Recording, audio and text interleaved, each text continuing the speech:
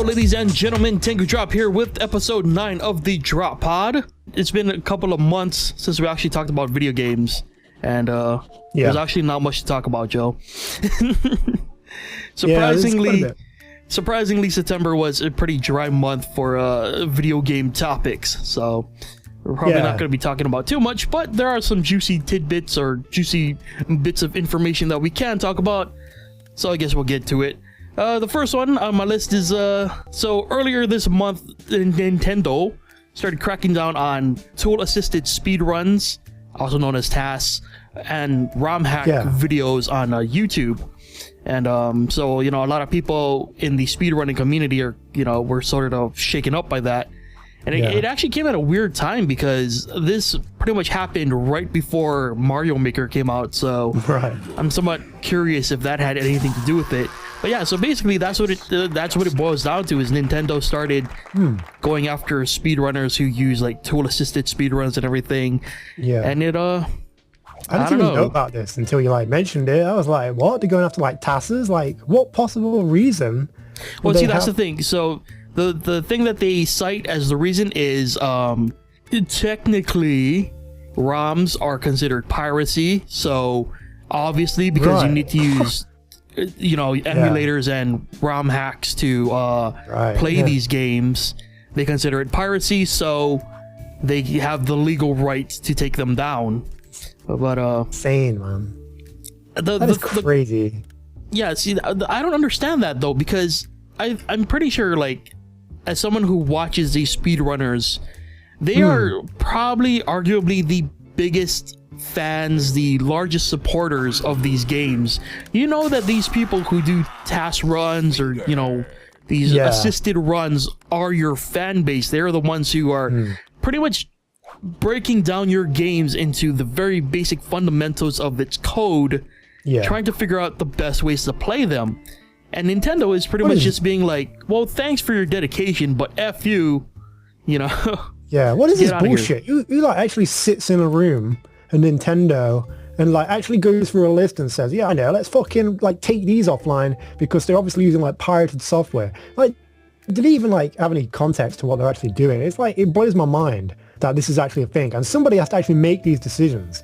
I mean, it can't be like it really cannot be a system that just goes and like automatically takes everything down with whatever in the title. Or maybe it is. Do you think they just like put out a fucking random task search with Mario or something and then just like remove them?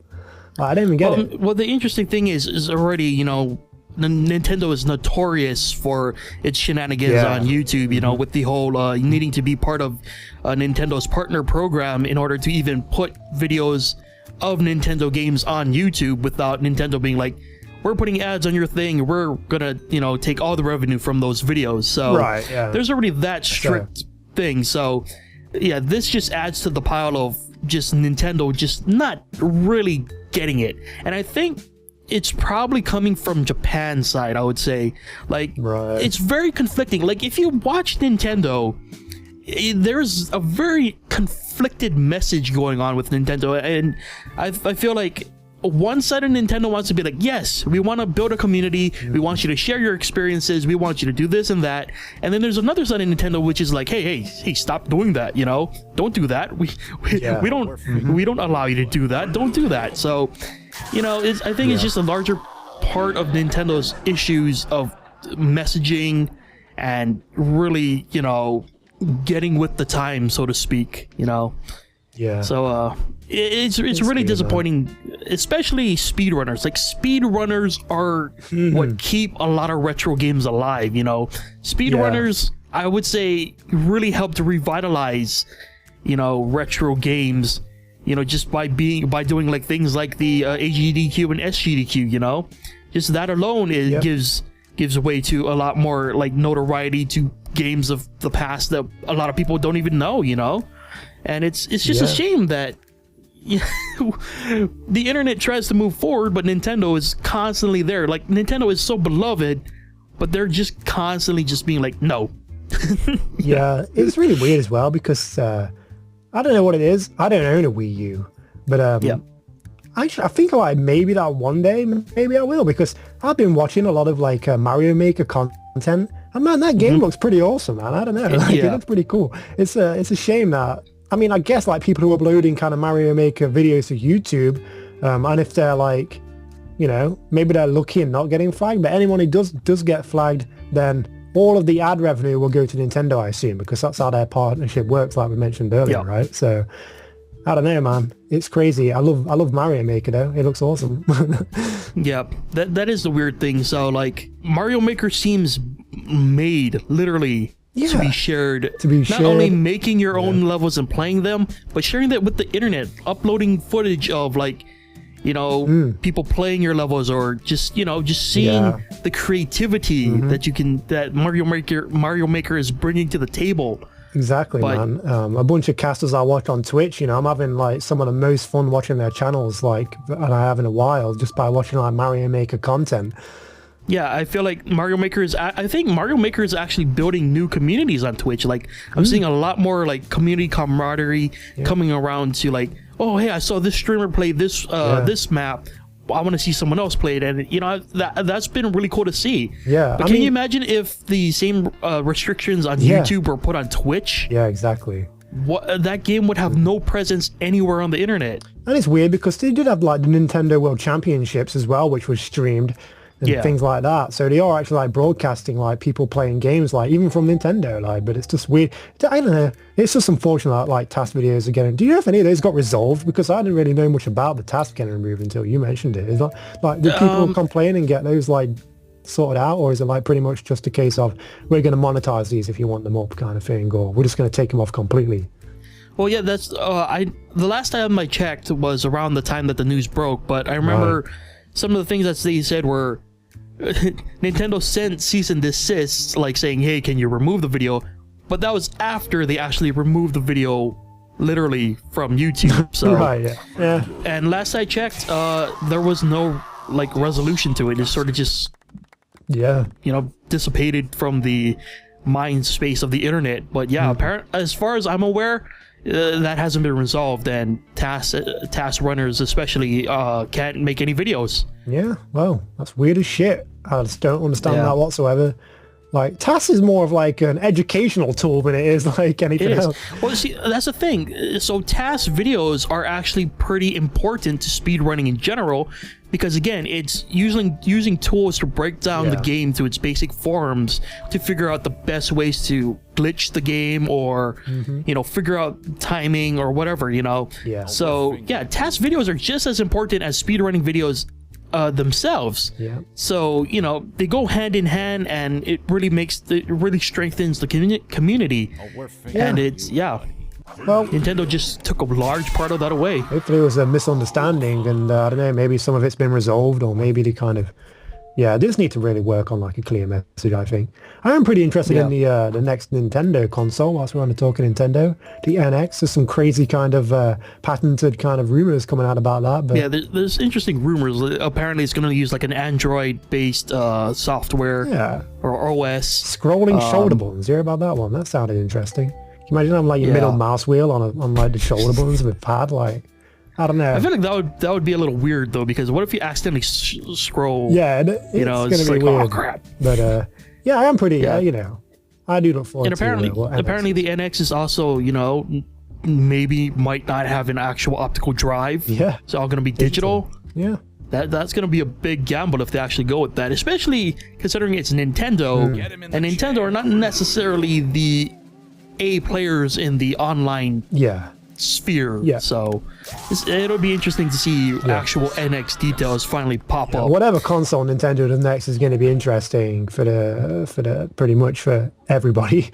You know, just for the industry, it's going to be really interesting to see what they come up with. I am looking forward to it. Mario Maker is kind of making me want a Wii U, but is it enough to make me go out and buy a Wii U? I don't know. It would be cool. I feel like if I had a family, maybe I had a few kids or something, or like I had a kid or whatever, like maybe I would get a Nintendo, you know? I feel like that's what I'd probably have for the living room. I think that'd be pretty cool. But playing like Mario Maker by myself in my bedroom and like not really doing much about it, I don't know, man. It seems fun though, gotta say. Yeah. All right, so we've harped on Nintendo enough. Let's harp on another company. Let's move on to everyone's favorite hated company right now, probably Konami. Oh yeah, man. Lovely, lovely Konami. What the fuck is Konami doing? That's what I want to know. It's like, so apparently... I'm gonna sum this up very simple. I think what Konami is trying to do is shoot itself in the foot as many times as possible, and then blame it on everybody else, or just like looking around and being like, "What? Why is my foot shot?" Yeah, you know. So give me so go on there. Go through the list of things. All right. So the thing that just makes me facepalm so hard, and I swear to you, when I read this headline, I thought it was a joke. Yeah. So Konami is adding more DLC to Metal Gear Solid 5, which is a solid title in itself. You know, a very good game. Yeah.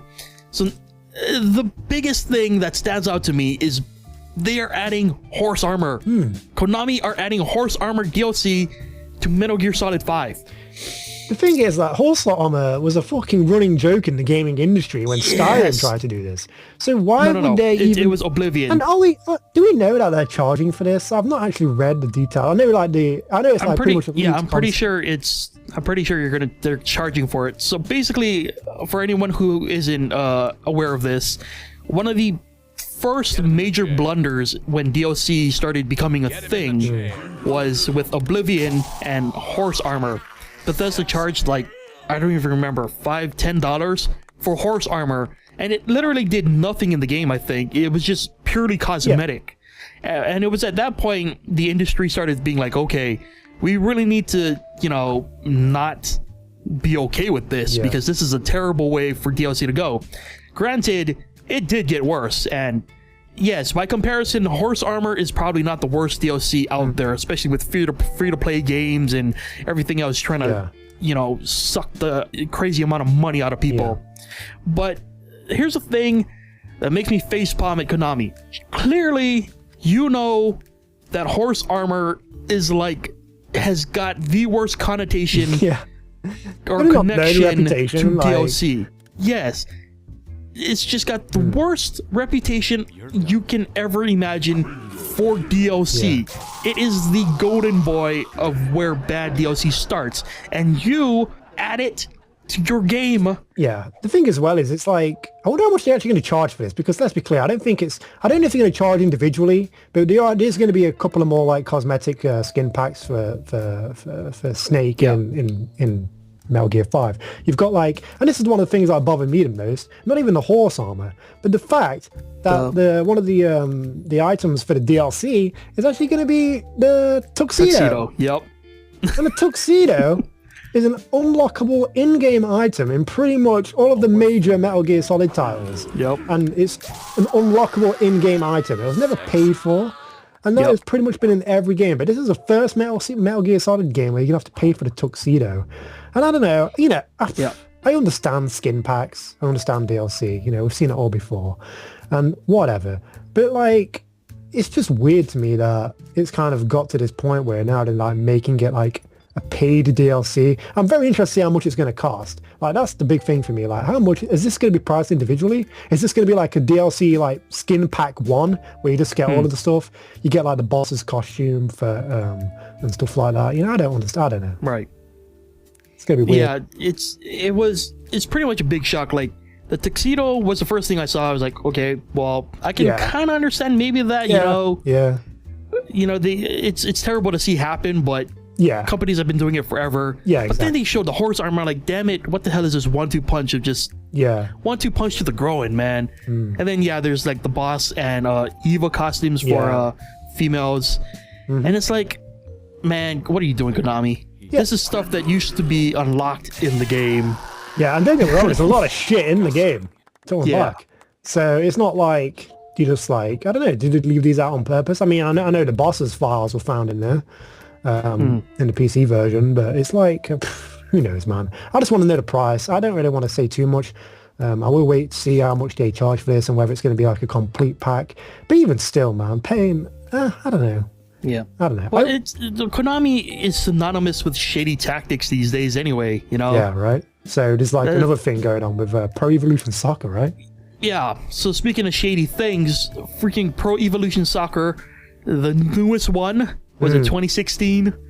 So apparently the PC port is the port of the last gen Fuck me. console ones. What is that Yeah. about? And like, let's make it clear that the actual Steam page is like actually showing PS4 or what, you know, Yeah. current gen, if you want, you know, current gen PS4, Xbox One shots.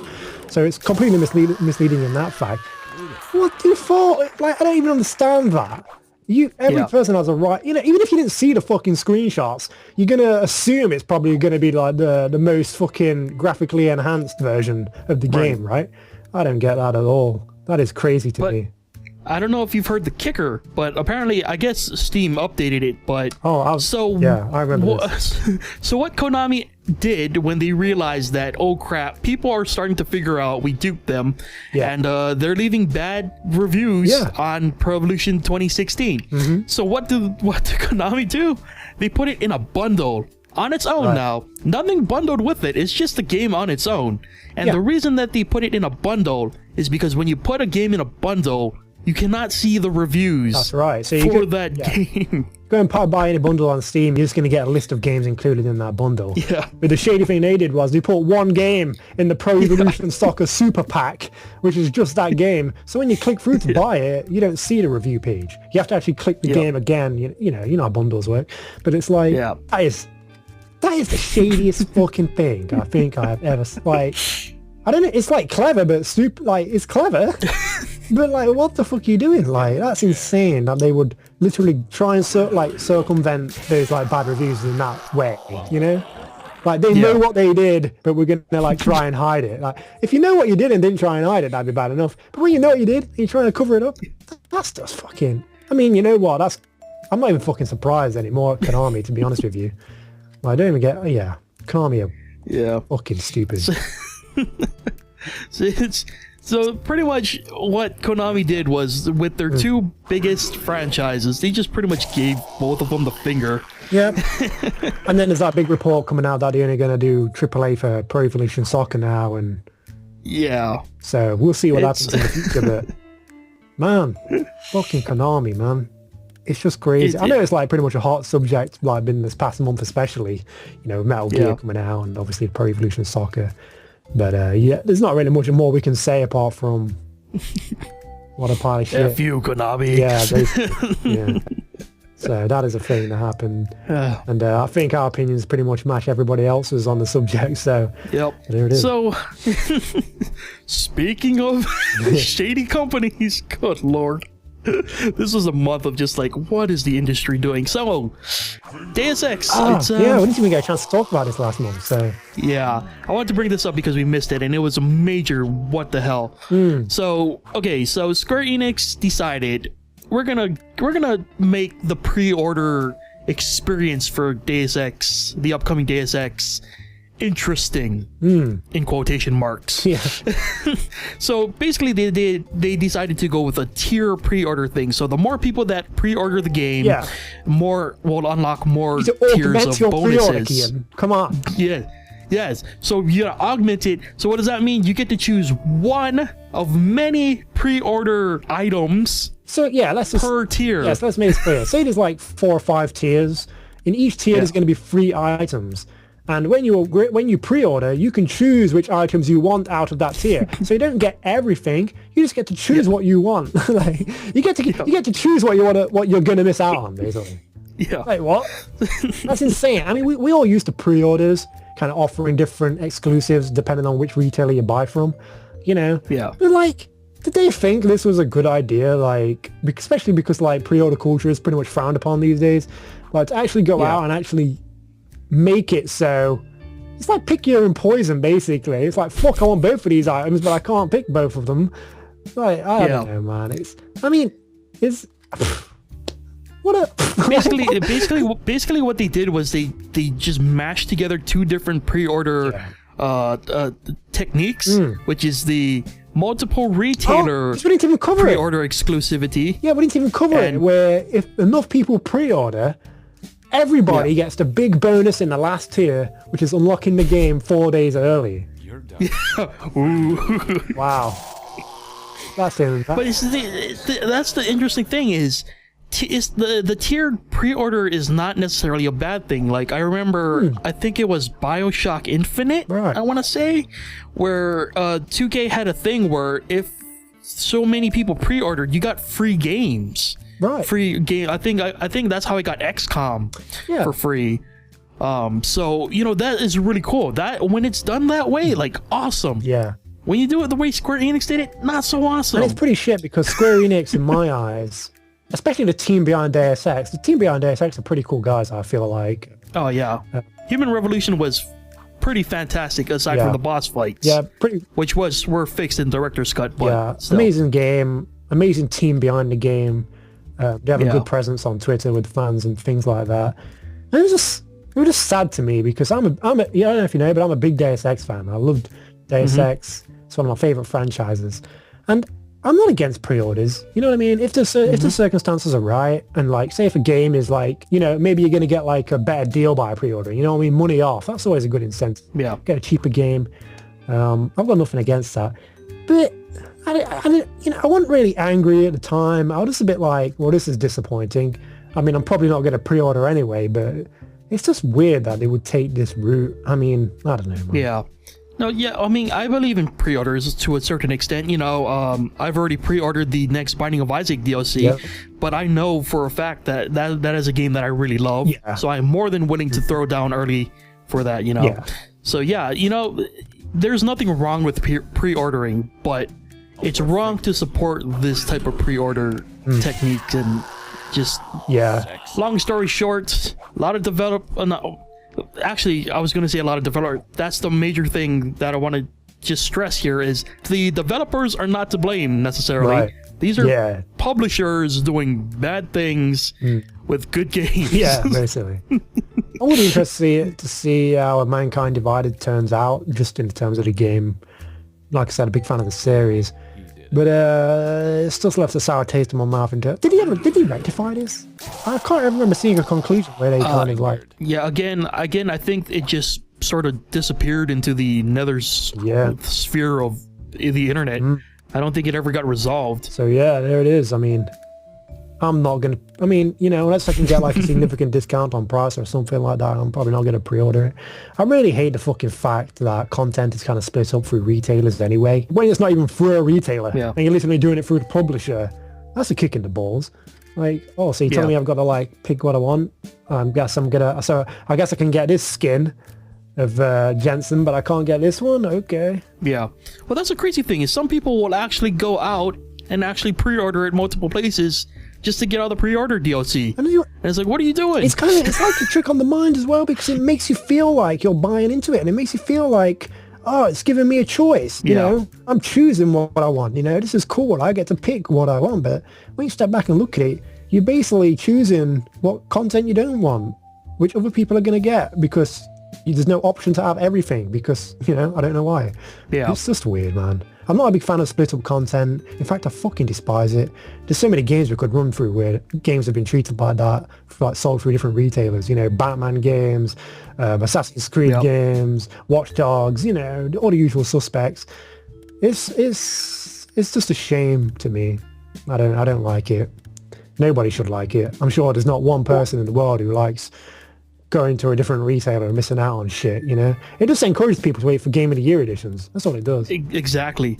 And you know what's weird is, I think the gaming industry has to be the only industry where the producers of the content that they consume are so against those people. Like, the gaming industry or these publishers are constantly trying to find ways to milk players out of more money or trying to what's the word I'm looking for here? Manipulate? Encouraging, manipulate.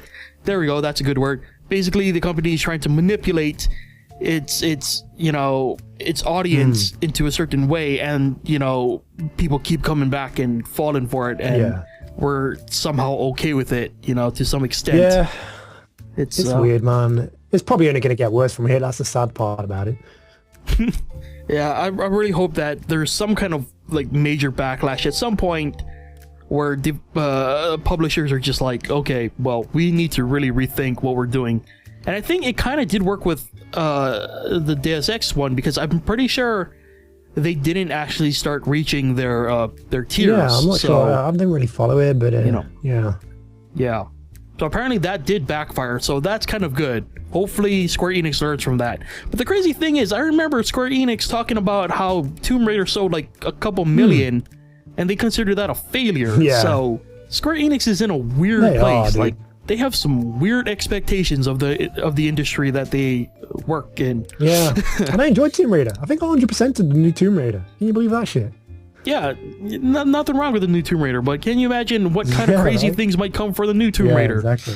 I'm not looking forward to it. Yeah, it'll be interesting. Yeah, so I don't know. Let's move on to something a little different. You know, with October coming up, pretty excited for that. Yeah. Something that's been pretty famous in terms of spooky stuff is Five Nights at Freddy's. I brought this up because it's a pretty interesting turn. Yeah. So, Five Nights at Freddy's, for anyone who doesn't know, they're like these sort of like point-and-click games that, you know, have you ever played are about animatronics. Have you ever played on the channel? Oh, I think you... I played the first one. With copyright on that or something? I'll talk about that in a bit here. But yeah, so I played the first one. Really good game, actually. The first one is a really good resource management game that's sort of bundled into this sort of overall shell of like a horror game. Yeah. So it's really intense, you know, it's a very stressful game, but it's fun. So there's 4 games. Yeah, there's 4 now. That were made in like a year, I think, a year's time span. Yeah, the way I understand it though is that I saw a lot of people like complaining about the rate they came out, but the way I understood it was they're kind of like chapters in a way, and like they just kind of like build on each other. Oh, definitely. Yeah, they're episodic, and you know, the interesting thing about Five Nights at Freddy's and the reason that it is popular is it's not only YouTube bait, but because it has such a very interesting lore. And as the games have progressed, the lore has become much more prominent in the game. You know, it's become much more part of it. Yeah, they've done a really good job of like developing those characters from what I can tell from the outside, and it does seem like there's a lot of lore in them. So yeah. And the cool thing is Scott Cawthon, the creator of this game, he does it on his own. By the way, this guy's a workhorse to the extreme, and I am so like just inspired by that dude. He has such a crazy work ethic. I read it. He should be applauded for that. I read a post he made in response to people who was like giving him shit for kind of releasing Five Nights at Freddy's games over and over again, and it just got my respect, to be honest with you, because you know he was basically saying that he used to like have like fuck all money. He's got like a kid and stuff, I think, and I'm not sure if I read that right, but I remember it right. But I remember saying like, you know, he struggled for a long time, and you know, he's just making what he loves, and you know, I think anybody else in that situation will probably do the same. So I've got respect for the dude. Yeah, and the thing is, he didn't actually milk the series as a lot of people like to think. Because if you look at every game, it has different mechanics, has a different way of playing it, and it's just very solidly made games. I've watched a lot of content from the games going forward from 2 to 4, and it's all been very solid stuff. So what's interesting is Scott Cawthon actually mentioned that Five Nights at Freddy's 4 would be the final bit, like the final story. Like that would be the end of it, and the DLC coming out for it is apparently not going to add to that.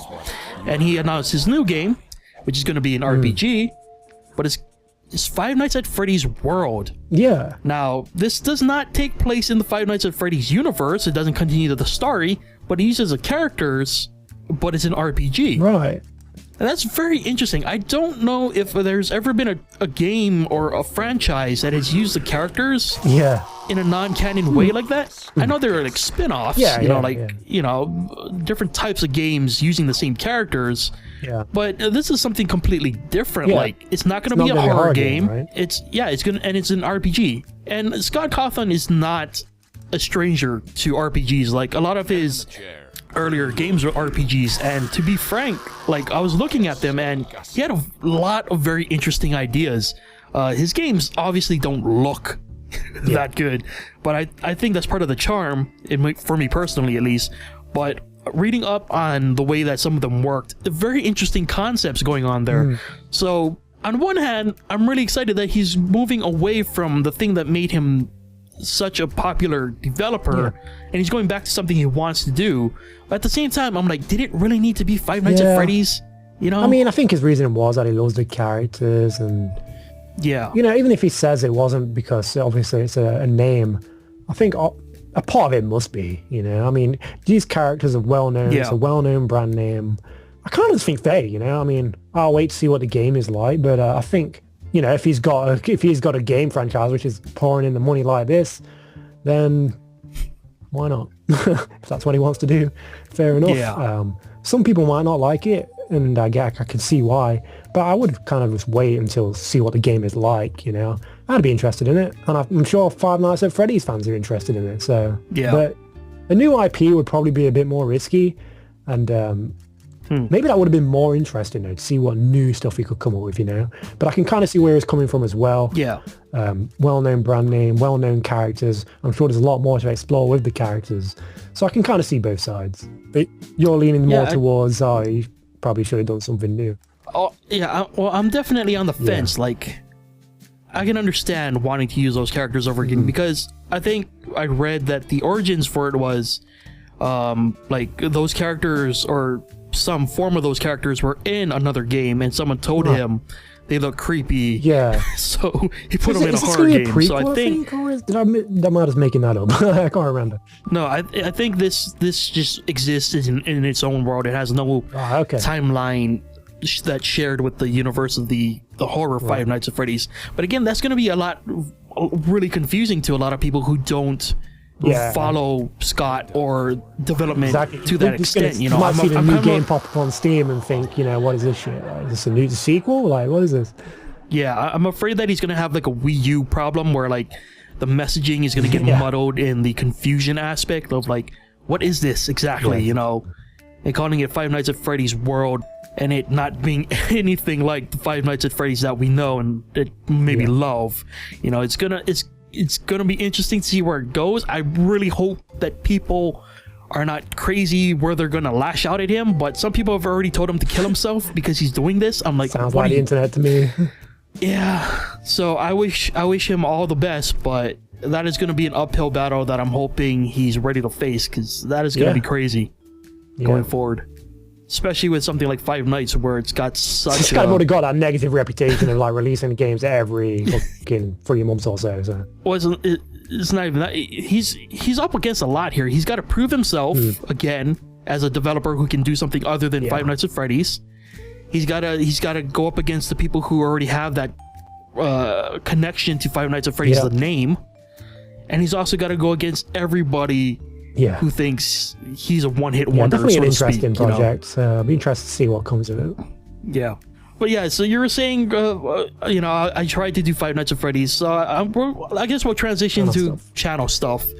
Yeah, so one thing I did want to do is I wanted to go back to Five Nights at Freddy's. It's actually nice that you brought it up, because I am going to try and get that footage up in some form, so I am working on that. You got a copyright strike, if I remember, and it was a complete bullshit copyright strike. Yeah, so because of YouTube's stupid, horrible content ID system, people were able to troll it. So I'm going to do my best to sort of get it up in some form or fashion, and it should be going up in the coming week. So if all goes according to plan, it will kick off my October scare fest that I do every year. So I might do some scary games. I kind of wanted to do some last year and I didn't do any. We need a 2-player scary game, man. I don't know what we're going to do, but I don't know if we're all going to do one this year. We kind of have a tradition of doing one, but yeah, if we can find something, then we'll definitely do it. There will definitely be some horror-based multiplayer action going on. Maybe we'll do like a 7 Days to Die horror special with the other guys or something, but let's get our friends in on it. We'll see. So if all goes according to plan, you know, I will be doing horror games in full force again this year, so you can look forward to that. Interested in picking up Soma, or I wouldn't mind getting it myself. I've kind of wouldn't mind playing that. It looks kind of interesting. That's about my kind of game. It's on my list, but yeah, we'll see with that one. Hopefully we can. I might try and play that for October, maybe. We'll see. Yeah, we'll see. There are definitely still things up in the air that we both are waiting to hear back on, that might be happening in the upcoming month, might not. It's really not up to us. Yeah, we're always trying to work on stuff and get stuff together so we can kind of make content for the channel. Yeah. Maybe I could do some like old school horror retro games for October if I can't find anything recent to play or that interests me. But yeah, again, we'll see. Maybe you can recommend me some old school horror games on like any console from back in the day, and I'll see if I can get to it. Yeah, and it's in case you guys didn't see it earlier this month. I think it was last week. We launched a new series called the Cleanup Cast, where we clean up messy gore and viscera cleanup, while shooting the breeze. So first episode went up. This is like where we talk about games and like talk about the industry and talk about a channel. This is where we just talk about anything. So we just talk about random shit from day-to-day lives. So that's going to be... We're going to try and do one of these at least... we're going to try and do one of those, like, what is it, like every at least once a month. I think we're going to try it. Yeah, we're going to try at least once a month. So that would become a recurring series. So definitely be sure to watch episode 1 where we talk about a lot of things that spook us and gross us out. One thing about the Cleanup Cast as well is that sometimes episodes are going to be devoted to kind of stuff where, like, maybe we've watched like TV shows or movies and stuff like that. We did a Daredevil, kind of unofficial Daredevil one a few months ago. And maybe we'll do some more TV series in the future, like just devoted to that. It's, we don't just like to play games in our spare time. So just expect kind of just non-gaming. Actually, some gaming might slip in there from time to time, but it's going to be pretty much random what we talk about. But it's pretty fun. I enjoy doing this. So. And as we mentioned in the last drop pod, we're still working on new shows, new ideas. So be sure to keep an eye out for more things to come in the future. If you want to see more crazy cinematic GTA stuff as well, you should let us know. That's actually pretty fun. I gotta say though, their editor is buggy as hell, man. Really? The thing crashed so many times. Right. Trying to edit like a 2-minute video. It was a 2-minute video. Yeah. That was all done in the editor, and it took for freaking ever. But so I guess that'll do it for this month's drop pod. What should we ask the audience this month? I guess, how do you feel about Nintendo cracking down on speedrunners? Do you guys even follow speedrunners?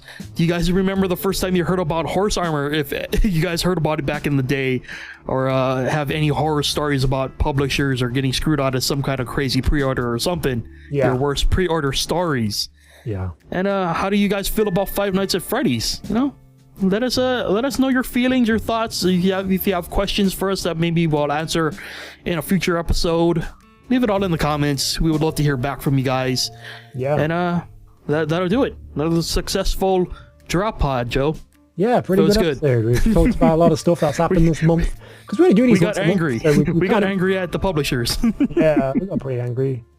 But I'm alright. A lot of the times I don't really care about stuff. I'm just like pretty you know what I mean? I can kind of see right and wrong stuff, but some stuff, man, it's just like, what? Yeah. But, so it was kind of those moments where you're like staring at your monitor, you're like, what are you doing? Why are you doing this? Why is this even a thing? I'm sure there's plenty more that we completely forgot about or missed. I know whilst we were recording this, there's been some reports of maybe Assassin's Creed Syndicate being as buggy as Unity, so I guess we'll have to wait and see what happens there.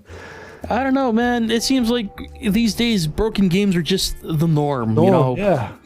Day one patches have made games broken from the start. I mean, I've not played Assassin's Creed for a long time. I've lost interest in that series. I just don't care anymore. I just don't care. Stop releasing Assassin's Creed games annually. Why is this a thing? Or just make sure they work. Even if they worked, I wouldn't care. I just don't care. I don't know. Some of the Assassin's Creed games did some pretty cool stuff. Pirates one was pretty cool. Yeah, alright. The Pirates one was like the closest game of the Assassin's Creed series that made me want to play Assassin's Creed, and I still didn't play it. Maybe I will one. I can't see it. I don't know. The whole series left a sour taste in my mouth. I'm just not a fan. Maybe you guys like it. I'm sorry if you do, but that's just... I was actually really looking forward to that series when it came out, man. But whatever. I could rant about Assassin's Creed all day. I just don't care. I just don't care. There was a survey that Ubisoft put out asking, oh, how do you feel about Assassin's Creed games? I answered that shit, so I was like, I just don't care. Just stop releasing them annually. I know this. I think they have like a statement not long back saying, yeah, we're just going to keep releasing these annually. Yeah. I just don't care. Well, I mean, as much as the way you feel about Assassin's Creed, I know people who feel completely the 180 that you do, so those are the people, those are the people who keep Ubisoft going with the Assassin's Creed series, so... Why? The last one was broken. Take a hint. Doesn't matter. They just look past that, They fixed it eventually, kind of, so, so frustrating to me. I just don't care. I'll tell you what, Syndicate doesn't look bad. Maybe it's because I'm from London. I don't really give a fuck about games set in London or whatever. But it does look kind of cool, you know? I can see it being interesting. But is it enough to make me go out and buy it? No. I just don't care. You know why? Because it's still Assassin's Creed. And it looks the same as every other game, just in a different setting. I just don't care. I mean, you can say that about a lot of games these days, so, you know, I shouldn't really be picky, but whatever. I shouldn't really. There you go. Yeah. What a way to end it. Suck it, Ubisoft. Yeah. I know. We were so close to a positive ending, and it just... I know. I just went off a rant about Assassin's Creed. I just can't stress enough how much that series does not appeal to me. And I know it... You just swan dived onto the podcast and just injected the angry blade into the back of the podcast. I know I shouldn't really... You know, I know I can ignore the series. I know I don't have to, like, play it. And that's what I like how you were like, man, I don't get mad at video games. Screw Assassin's Creed. Jesus. That's because I normally don't care. I normally let people play what they want. If they like it, fair enough. But this is our podcast, and I'm saying I don't care about Assassin's Creed. I just don't give a shit about Assassin's Creed. I would be happy if they just give it a break. Just stop. I mean, the proof is that the last one was completely broken. Isn't it enough to make you kind of realize that maybe we should take more time on this and get, you know, make a team fucking spend more than whatever it is to spend time. I don't know they're working on these games whilst they're making the other games and all that shit. But whatever. Fuck Assassin's Creed. Oh, we're fingering you. Yeah. Thanks for watching, guys. Or listening. Yeah, so with that, thank you for listening. Yep. We'll be back next month with another episode. Maybe more angry Assassin's Creed talk. Who knows? Let us know if you feel the same. That's what we can end on. That's the question about Assassin's Creed. There's a month for Ubisoft to do something stupid, so your move, Ubisoft. Yeah, maybe, we'll see. Maybe more will come out about Syndicate being broken, but we'll find out. Not that it matters, because I'm not going to play it either way, so there we go. Yeah, so thank you for watching or listening or whatever. Yes. We'll see you guys next time. See you guys. Bye.